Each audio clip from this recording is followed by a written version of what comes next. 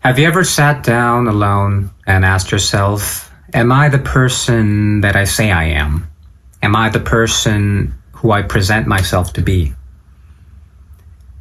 And if you said yes to both of these questions without any hesitation, congratulations, bro.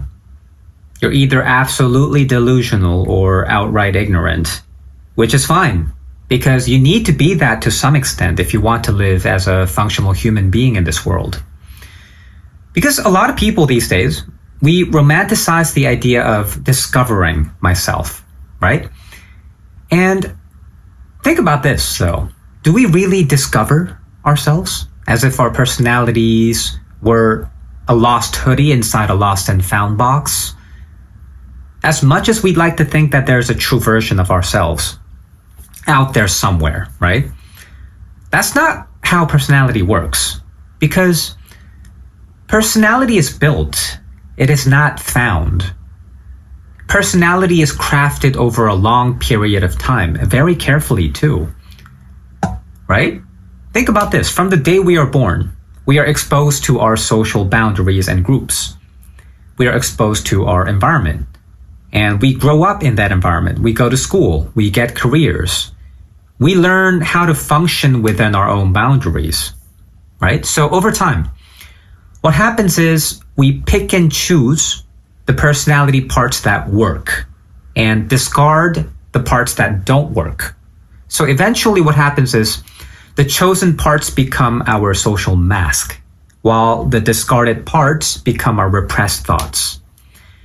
And Carl Jung talks about this. He describes them as the persona and the shadow. And he says the constant friction between the two is what creates such strong emotional reactions whenever we see people that we hate and when we see ourselves in the mirror sometimes. And that's why we keep questioning ourselves. What the hell are we even doing here, right? You know that feeling after a long day of work? Or even a night out with your buddies? Or, whatever you spend your time on. You feel like you've done something right. You feel satisfied with the work you've put in. But in the corner of your mind, it keeps reminding you that this is all pointless and this is all meaningless. And maybe we all feel this way at some point because our persona becomes too dominant, you see? And we forget to listen to our shadow. We forget to listen to our repressed thoughts.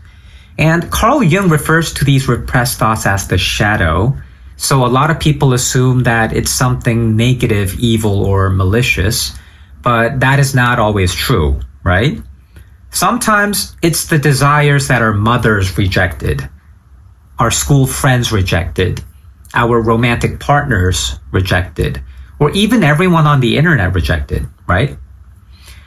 Like how people these days point fingers at grown men collecting anime figures and call them otaku, calling people aura farmers, calling people emo based on how they dressed, calling people LARPer based on how they're acting, right? So all these kinds of names that we call other people these days. But you see, at the end of the day, we're all forging our personalities. We're all performing every single day.